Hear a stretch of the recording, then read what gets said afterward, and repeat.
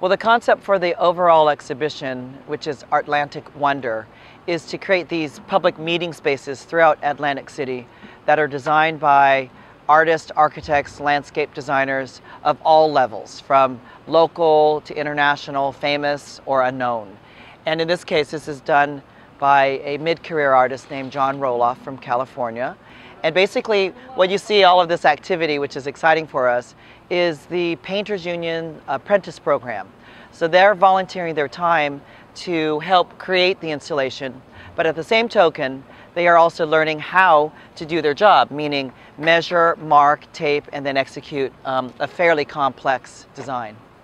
The nice thing about this project is he also views it as a stage. So rather than the type of art installation which is don't touch, don't walk on, and it's precious and it's valuable, here he actually wants to invite people, performers, to do an event or hang out. Where we're standing in this dirt pit will be transformed into a green area, both on this side as well as the other side, with trees and benches so that people looking at us now can come and sit and hang out. It's a space that hopefully will have people question what's art, what's this sort of chaotic space like. And from the artist's perspective, he's titled it Etude Atlantis, which is, he has a very interesting statement which is on the website, but basically he wanted to create this water element which is right in the middle and visualize a thread going all the way through the center of the earth and coming out on the other side. And in his research he realized the sister project would be in the ocean just outside the coast of Australia, which many people believe is the former location or the real location of Atlantis. So he has a fun idea of creating a reciprocal piece over there.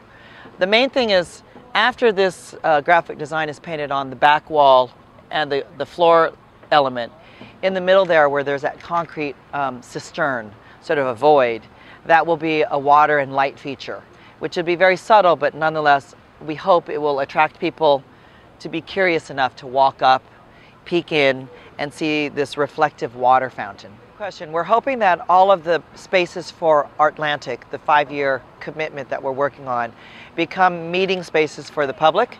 So whether they're impromptu and unofficial events or performances, although there are a lot of those in Atlantic City anyway, but of a higher quality nature, we hope that groups and organizations will also then ask to have meetings or drawing classes or dance groups or performances. This is great because it's right off the boardwalk as well.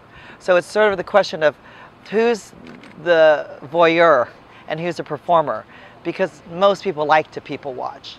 But the goal is that all of the spaces that we create become active through community desire. And it can also be very simple.